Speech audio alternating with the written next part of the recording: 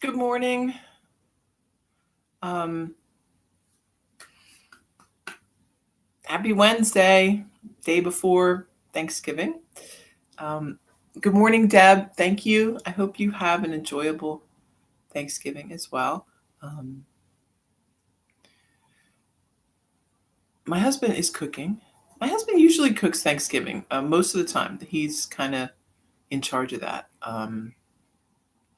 which is great. Hi, Dora. Um, he's a good cook, and he's we don't do anything too complicated for Thanksgiving anyway, but I'm a little concerned um, this year because uh, I don't know. Everything seems to be different this year and strange, right?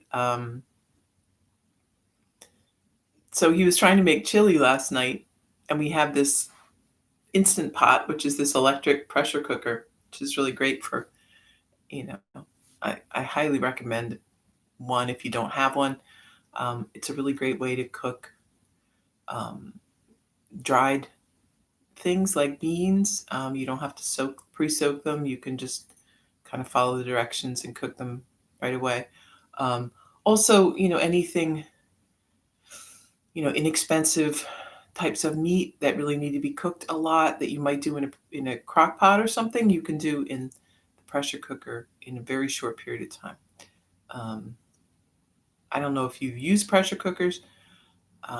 Some people are really put off by them because they aren't familiar with them, and I was very nervous when we first got it because it just seemed dangerous, right?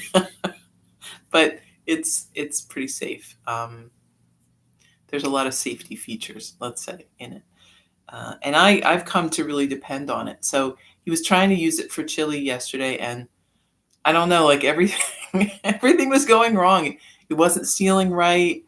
And then he switched it to a smaller one that we have, and it was too full, so it burned. And I think he started making dinner at uh, like 5:30 or 6, and we finally had dinner at 9. I don't know why we didn't just give up and eat a sandwich or something, but I don't know. At some point, I guess you just got to keep going, right? Something It has to work somehow, some way eventually. So I'm praying that our Thanksgiving does not similarly have a lot of strange and unexplained issues. Thanksgiving I usually do have some kind of cooking issues. I've had years, in fact, I think 2 years, when the element in the oven burned out. Um, that happened once at my other house, once at this house. Uh, Now we have a gas stove, so that shouldn't happen. But something else could happen, right? You just never know. But that's how it is, right? When you have the oven on for an extended period of time, you're testing the system. Um, and, that's, of course, when you're going to have problems. The other thing is I have to cook pies today, which should be exciting. Um, Nothing very interesting in terms of pies, but I did find one that I'm doing this year, which is a shaker recipe. I don't know if you know anything about the Shakers. They were a religious group, not unlike the Quakers, similar to the Quakers, but a little more severe. And they were in sort of kind of eastern Pennsylvania, southeastern Pennsylvania. I'm not exactly sure, but around Ephrata, I think, is where they were located. I mean, they probably had other groups too, but I guess that was a large one. And their downfall was, um, celibacy, right?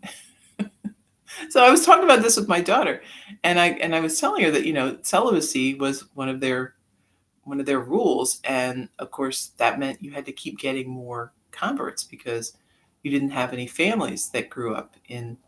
And she said, "Well, isn't that good though, mom? Like, isn't it better to have people who join a religion or a philosophy or whatever voluntarily instead of just being forced to do it because their parents did it?"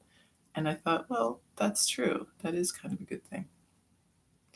Maine and Kentucky. Okay, so yeah, all over the place there were. Um, so the article I was reading told me that, and I'd been years ago to the one up in Ephrata, but not that I remember much about it. But they were apparently, because they were into this sort of this communal living, they were innovators in kitchen um, design, and I mean, for the innovators for the 1800s, right? No- Nothing too fancy, but they had a lot of things that were labor saving and kind of cool, I guess, for the day. Um, Clothespin, yeah. And I think they had something that they would use in the kitchen for cutting vegetables and things that was, I didn't see a picture of it, but the description made it sound like a giant paper cutter attached to a table, which seems entirely unsafe that you could easily just cut your hand off or fingers off, but probably, made things quicker if you were careful. So this recipe is a lemon pie that you make with two entire lemons, like entire lemons. You slice them up whole, take the seeds out, slice them very thin, and mix them in sugar, and then there's eggs and different things, and stick it in the pie. It sounds crazy, right? Um, so pray for me that my pie turns out. Um, Everyone online seems to say it will be great, but my experience with online recipes has been that frequently there is something missing or something left out, which significantly impacts the quality of your food. So it could be a disaster, but I'm very interested in it. I keep getting a lot of lemons and nothing really to do with them except just use a little lemon juice. But I always feel sad throwing away the other part of the lemon. So if you can actually use them for something, that's pretty cool. And while we're still on the subject of food, I will tell you that I've been, and I didn't tell you about this before because I've had experience with this company before, and I wasn't really sure if it was going to be okay, but so far it has been. I started, I think, last year with getting vegetables from a company called Misfit Market, and I can send you a link to it if you're interested. Um, uh, they basically started as a company out of Philadelphia, kind of warehousing um, the things that don't make it to the grocery store. So things that are a little off size, maybe too small, maybe too big, maybe oddly shaped, maybe some insect holes or something that make them look kind of weird, but they're still very useful. But you get organic vegetables at a very reasonable price, and they deliver the box to your house once a week. So when I first started, it was good and I was happy with the quality, but the delivery was just horrendous. Like every week it was a question, would it get here? And honestly, it got to, it just was it felt very stressful for me. I mean, it's kind of silly to be stressed, but I was, because I kept thinking about these beautiful vegetables stuck in a truck somewhere. Some days it would be 3 or 4 days until you got it. One time it was a whole week and the box was ruined. So I stopped doing it and let it go for almost a year, and then recently started back up again. And it's very good. I would highly recommend it. So if you like to have, I just love the idea of having vegetables delivered to my house. I just love it. So if you like that, it's also fruit and vegetables and fruit. Um, they've improved some of their process so that now you get a selection. You get to sort of voice your preference. It used to just be they'd send you whatever was seasonal that they had on hand right then. Now you get a little bit of pick and choose, um, which is nice. So you don't always get the same thing every week. And you can check it out if you want. Um, so I'm looking forward to my box coming today. But so the whole point of that was, yeah, lemons and limes are something that are almost always coming. And I'll get all kinds of different things. I've gotten regular limes and Meyer lemons and Persian limes and key limes and just a lot of citrus. So finding something to do with it is useful. I usually just keep them around the house for something, but um, we'll see. We'll see how the lemon pie turns out. All right. So when I was telling you about, so I was telling you about Dave and the chili, and this is not a bad yoga theme. This idea of just going, just continuing, right? Um, we sometimes are we get to the point where we want to give up with something, right? Um, but we're already maybe so in. We're already in. We've done a lot, and we want to keep going. Um, that's a point where we need to think, like, what are we doing? I mean, are we? Can we continue, or should we just start over? Um, Neither one is the only answer, right? Sometimes it is. It's our. We just have to decide what is most important. Is it important to keep going? Um, are we are we driving this with our ego, right? I mean, why do we want to finish this? Should we just give up and move on? Or are we continuing because we're going to, we have this sort of ego feeling that we have to continue and finish? Or do we know if we just keep going, it will eventually work out? Um, the second is almost always true, right? For most of the things that we are working with, um, you may need to change how you're going at it. Maybe you were um, need to come at it from a different angle, right? Try something different, but you can get there. Maybe you won't need to slow down. Maybe you're trying to go too fast. Um, we talk a lot about these incremental steps, right? Baby steps. That's how you get to where you want to be. And sometimes this idea too is that we can set a time limit, right? And this is my uh, my porch project I've sort of come to terms with this, that I'm going to set a hard limit as soon as the weather gets to a certain point where that's it. And whatever I get done up until that point is done for now. I can always come back to it and do more. But um, rather than trying to rush and get everything done, um, better to sort of take your time and just get what you can get done, right? Set some limits for yourself. Um, and that's, where we want to be, right? We want to be progressing with everything in a sensible way, a sustainable way, right? That we can keep with it and not burn out, and just keep going. Don't don't stop, right? That's the worst, right? Stopping, right? Inertia, the inertia of just getting where you are. It's hard to get going again. And I'm sure you've experienced this with so many things that, when you're in a habit of doing something, it gets done. When you take a break, it is so hard to get back to it again. Um, so even if it's just a little bit, keep going. don't, don't, don't give up. All right. So let's do some asana, and let's keep going. Don't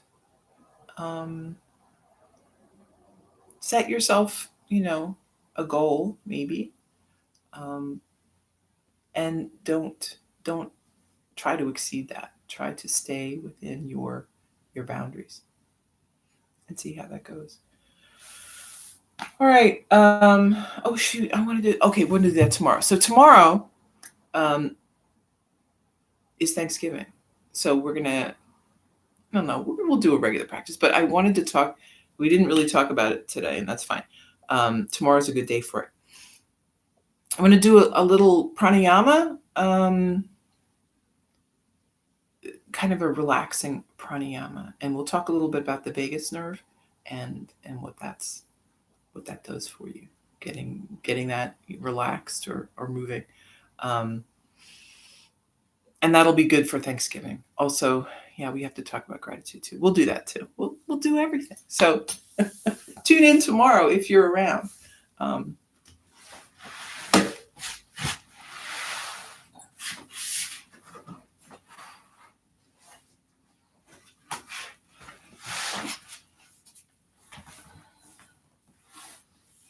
Sitting up tall, relax the shoulders.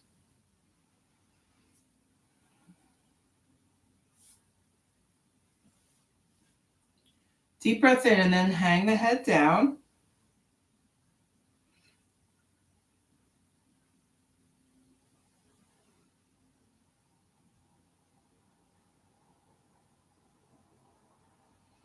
Move around, big circle.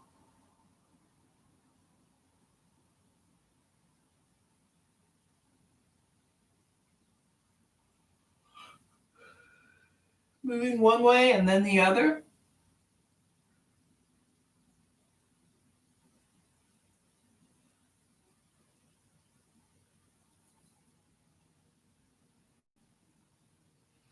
Back to center, lean forward. Move around.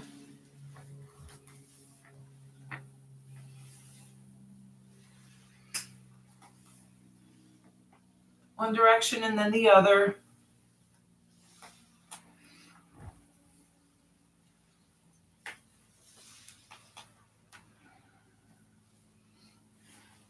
Back up to your seat. Bring your arms wide. Deep breath and then exhale. Hands together. Inhale. And exhale. Inhale. And exhale. Interlace the fingers. Lift the hands. Gaze up. Arms down by your side. Inhale, lift. Lower. Lift. Lower. Once more. Lifting up. Right arm down by your side. Reach across. Then switch.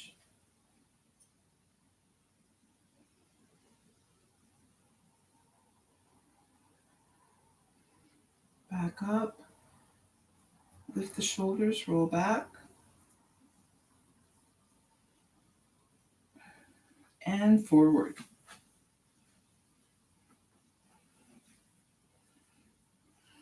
Goalpost arms.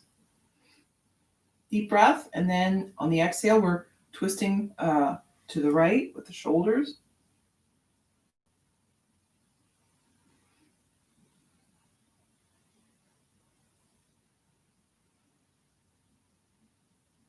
Back to center, breath in.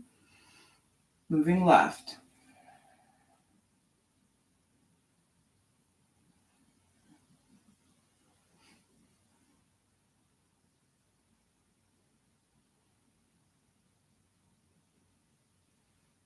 Back to center. Let's bring the arms behind. Interlace the fingers. Sitting up tall. Easing up and then folding forward.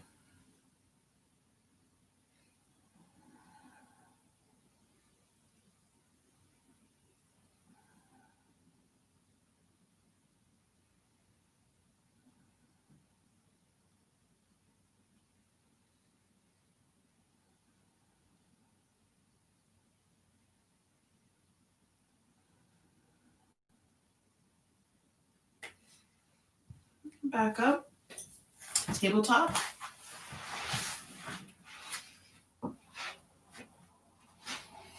Sitting back on the heels, child's pose.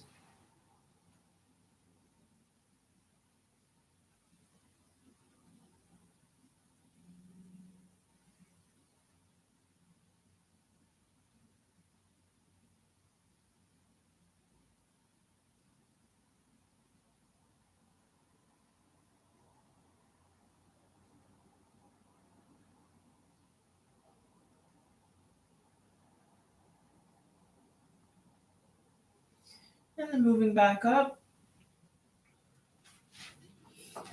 tabletop to downward dog.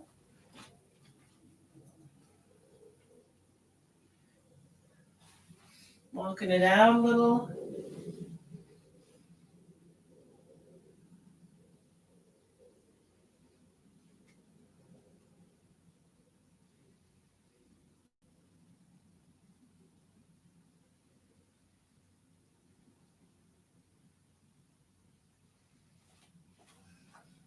Step the feet up.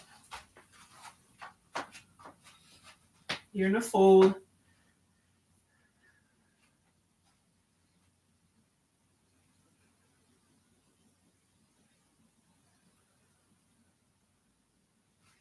Rising up slowly.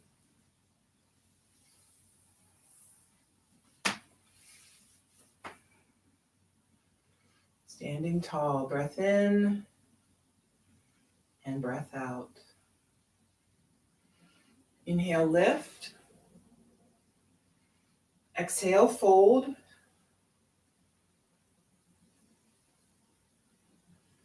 Inhale, flat back. Exhale, fold.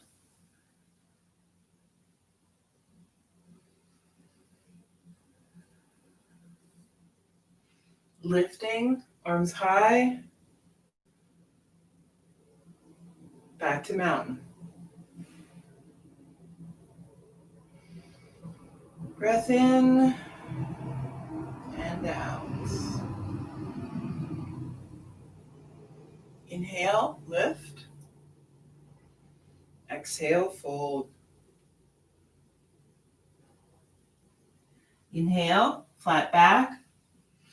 Exhale, fold. Lift, arms high. Back to mountain.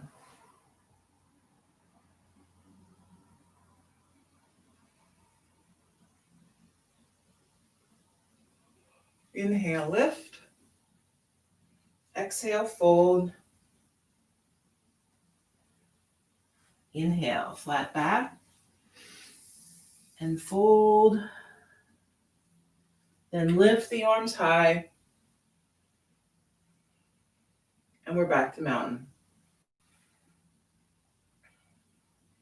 Breath in and out.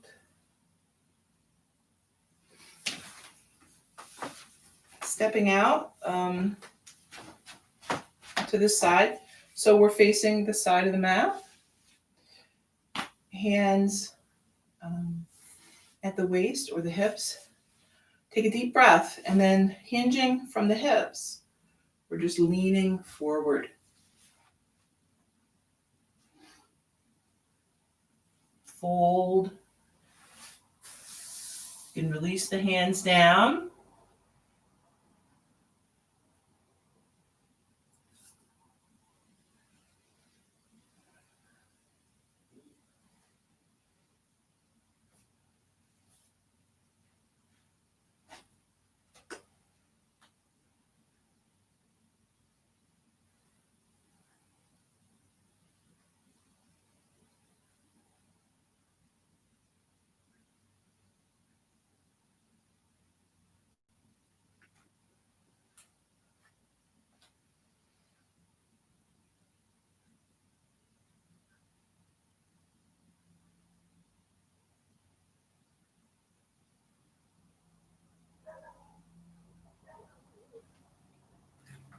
Hands back to the waist. Use that leg strength to help lift you up. Breath in and out.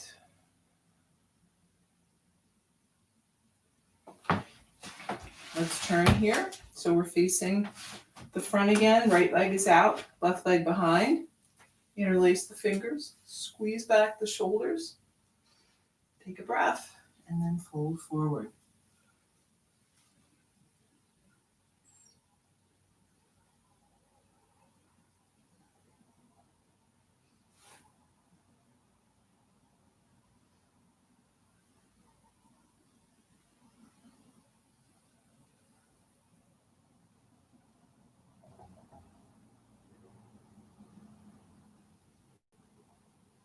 And then we're going to release the hands down to the mat. If you've got a block, you can always use the block too, so you don't have to lean over as far.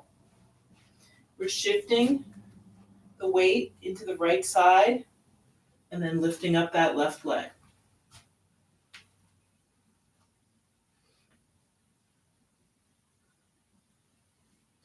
And then just see where you can go with this.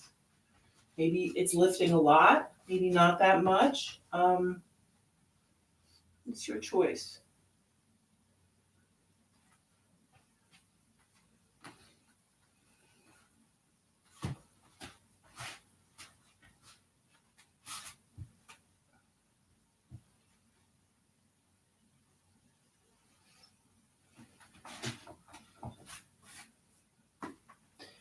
And then when you're ready, set the foot back down.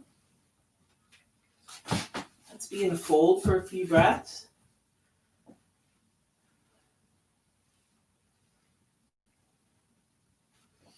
And then rising up, arms overhead.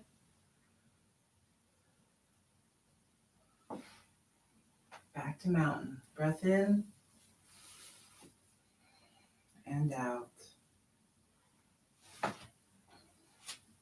Stepping to face the side again. This time, let's maybe interlace the fingers behind your back. Squeeze back the shoulders. Take a breath. Lean forward.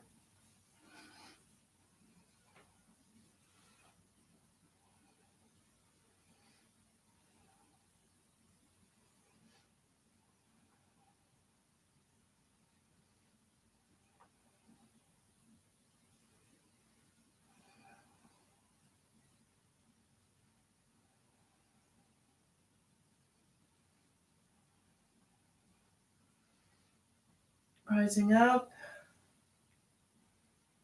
Release the hands, maybe bring them up over your head.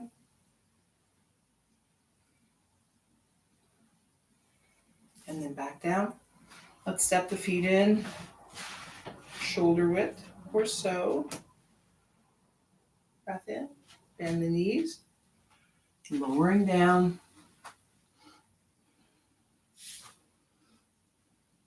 Breathe.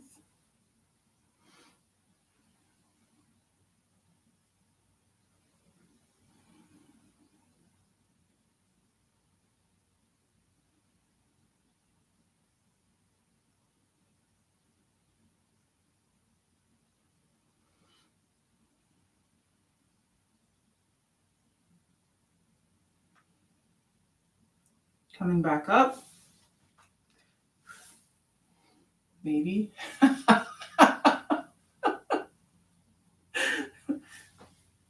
Yes. And then turning to the side. So we're facing the front. Interlace the fingers. Take a deep breath and fold.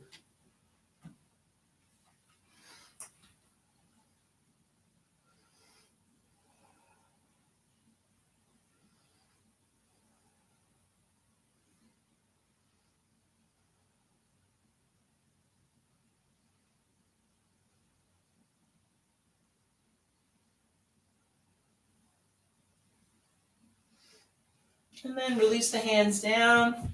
If you've got that block, or just hands to the floor. So if If you are using the block or the hands, the further away you are, the closer you bring the hands into the foot, the more tricky this is going to be. If you're a little further out, it's going to be easier to get your balance, right? Because you've got a wider base. So just experiment with that, right? How do you feel steady here? What do you need to do to get balanced?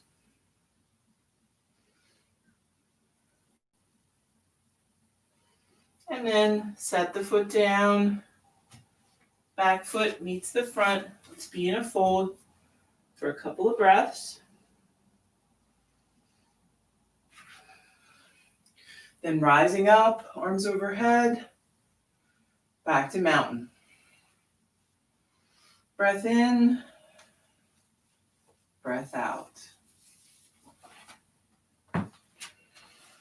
Let's work on a little more balance. So we can start on the left side with tree.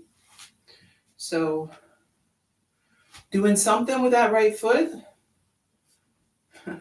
whatever feels good for you today. Finding your steadiness, breathe. Maybe extending the arms if you are ready for that.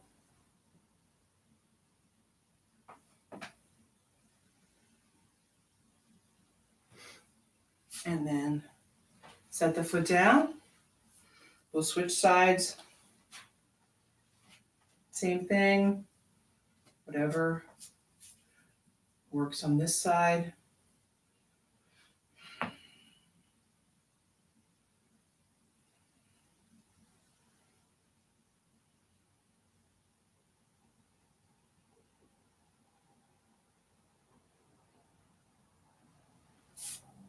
Set the foot down, bicycle legs. Then let's just bring up the right knee. Foot is flexed, nice and tall.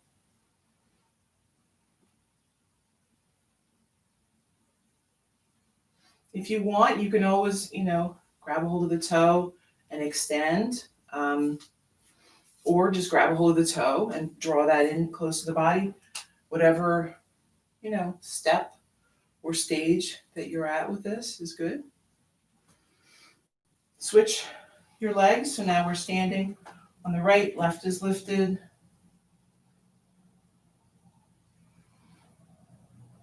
Breathe.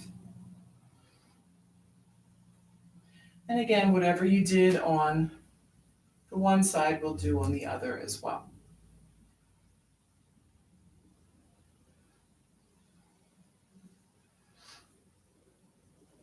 And set it down. Bicycle legs.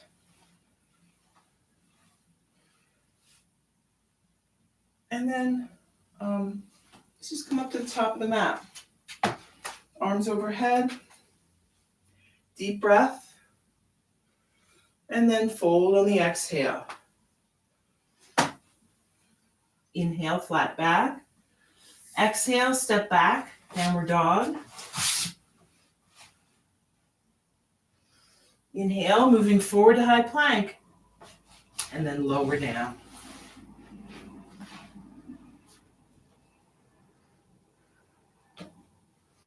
Head turns to the right, arms by your side. Take a few breaths.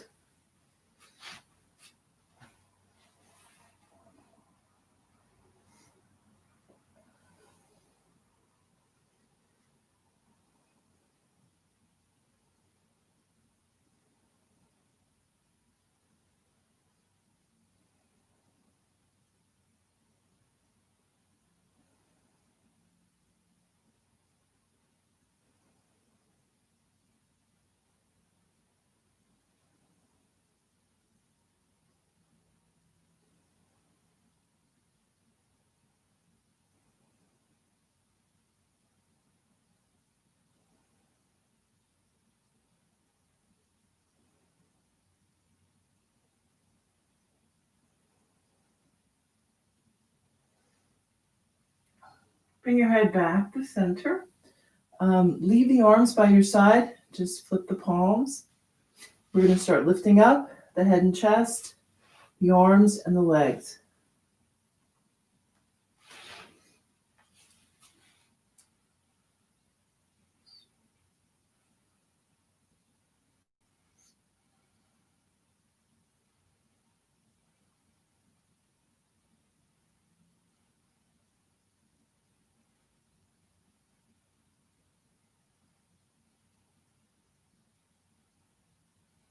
Lower down, head turns left.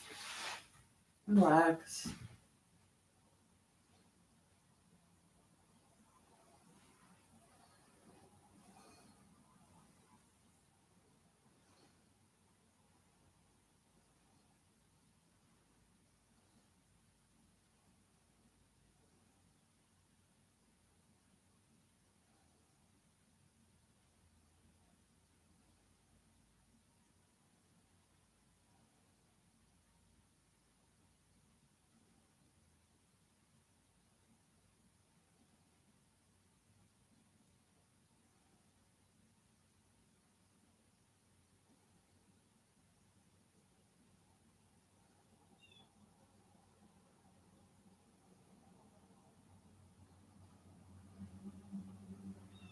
Bringing your head back to center.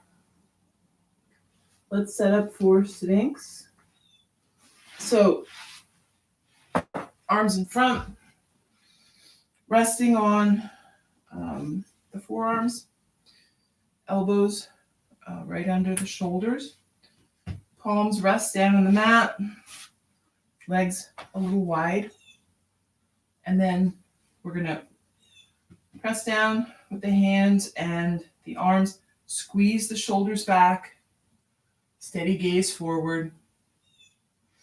And again, if that's too much, if it feels painful or like a lot of strain, you can always be lower here, right? You don't have to be all the way up.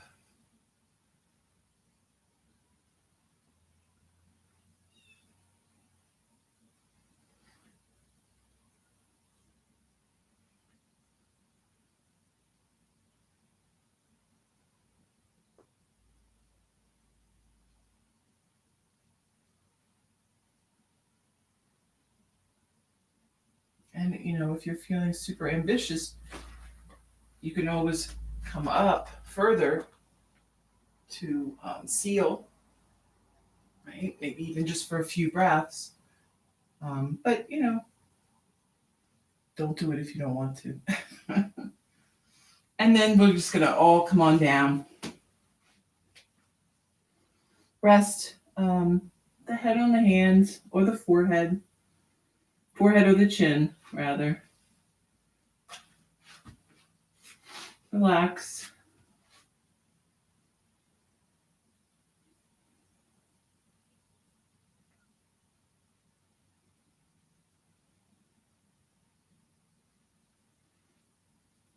And then let's bring, we'll do some, crocodile breathing here, which is one forearm on top of the other. So the elbow is kind of sitting on the palm.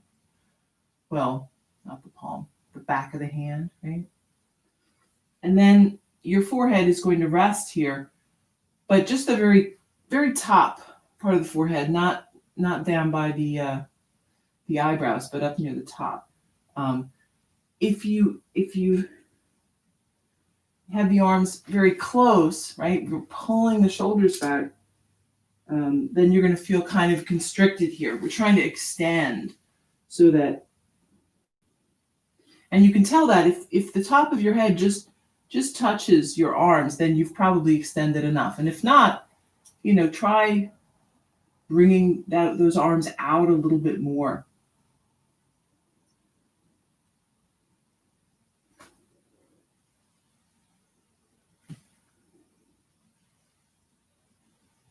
So you want to feel this kind of real openness through the shoulders. And you can have toes in, heels out, or heels in, toes out.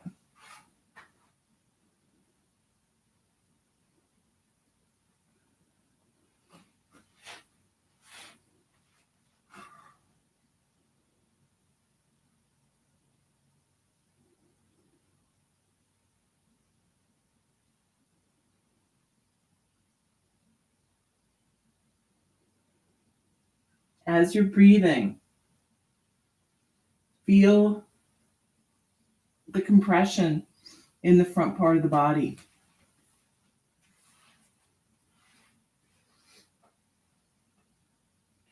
Allow the back and sides of the body to expand with the breath.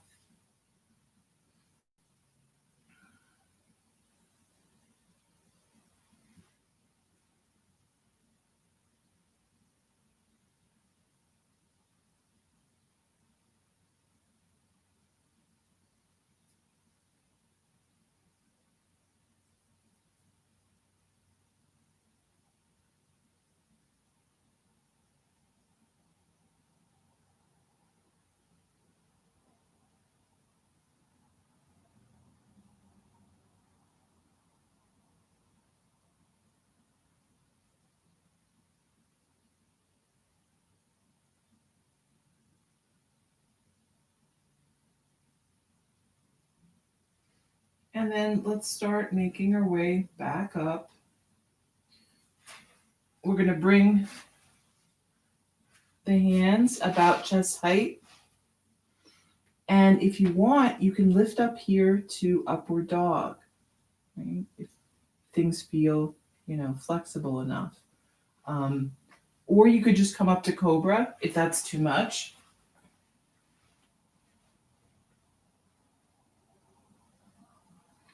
Moving back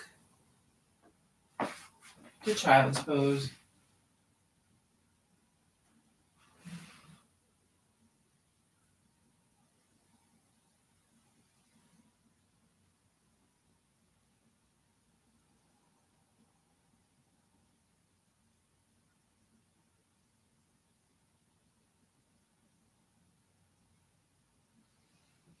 Tabletop again. Downward dog.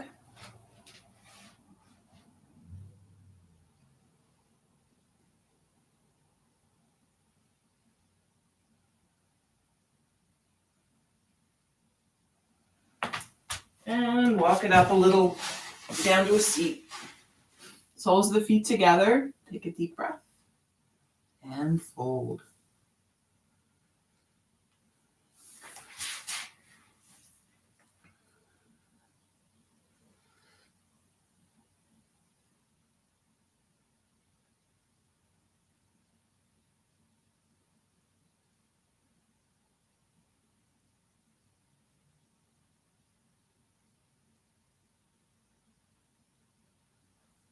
Back up, both legs out in front. Deep breath, fold.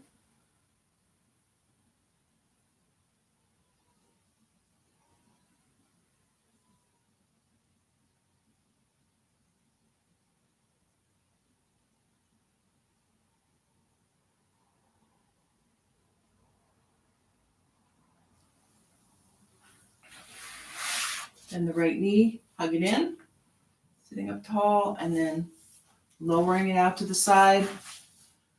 Deep breath, fold forward.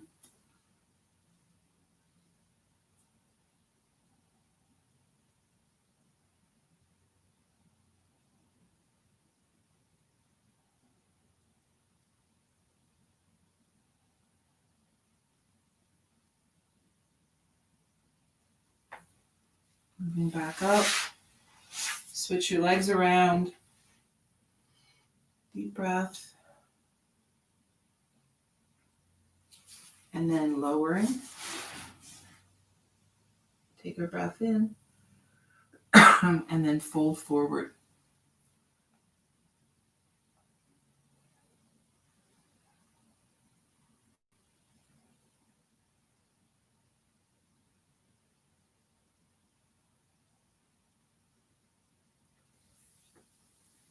Back up and one more forward fold.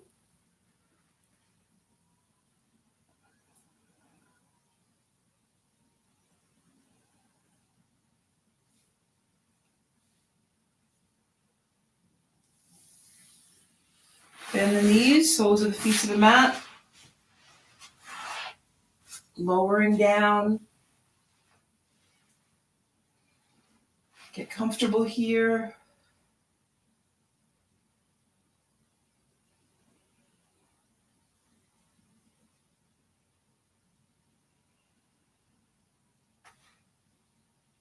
Right ankle on left knee. Maybe press that knee away from the body if the hip is tight, or bring that left leg in closer to the body.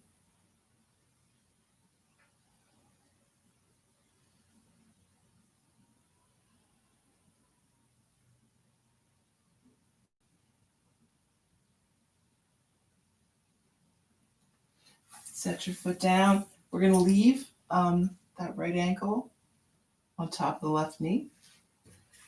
You could do goalpost arms or arms to a T, and then lowering that knee to the side.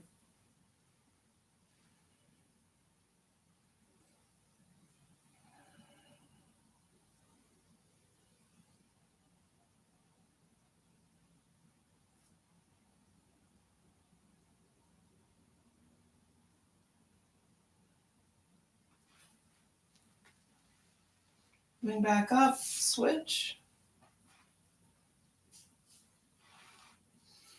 And whatever you did on the one side, we'll do on this one.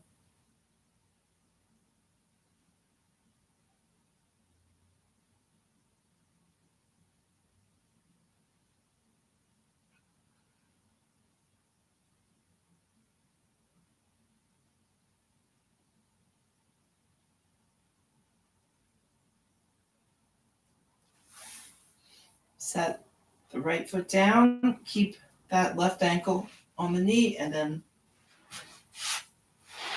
lowering over to the side.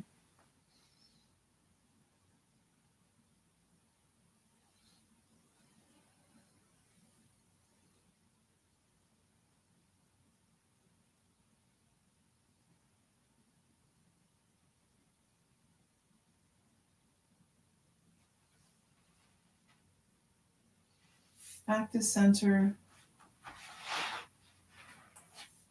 Extend both legs here. And we're going to move into Shavasana. You could always do like a quick supported bridge here if you feel like you need that.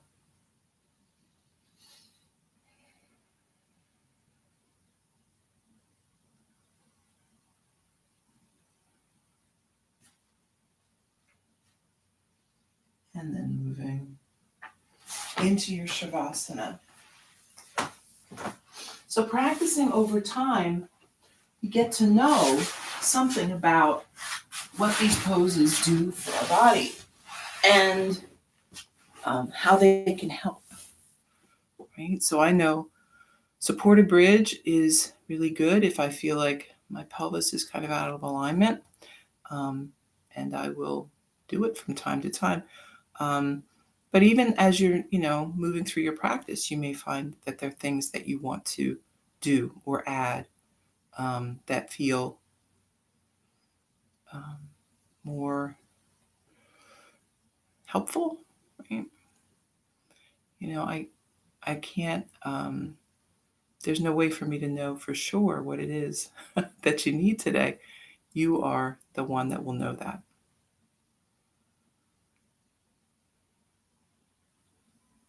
So keep breathing. Keep that peaceful, soft focus, I guess.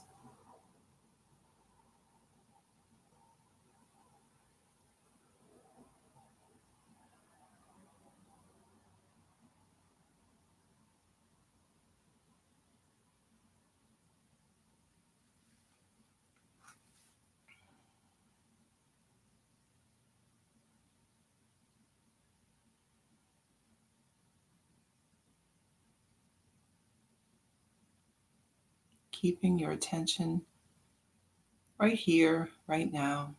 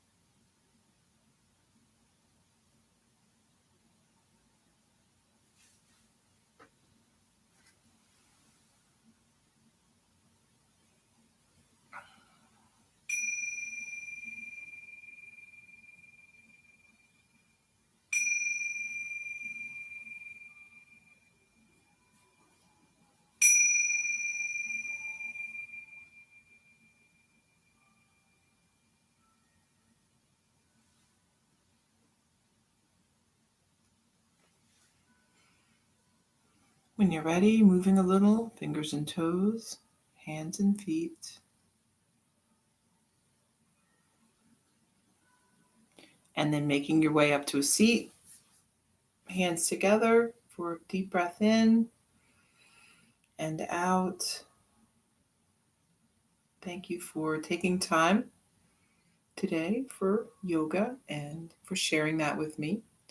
I hope that you have a very good Wednesday. Namaste.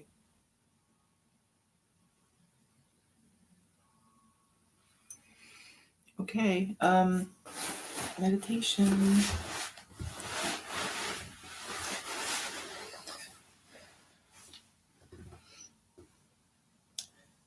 Sitting up tall,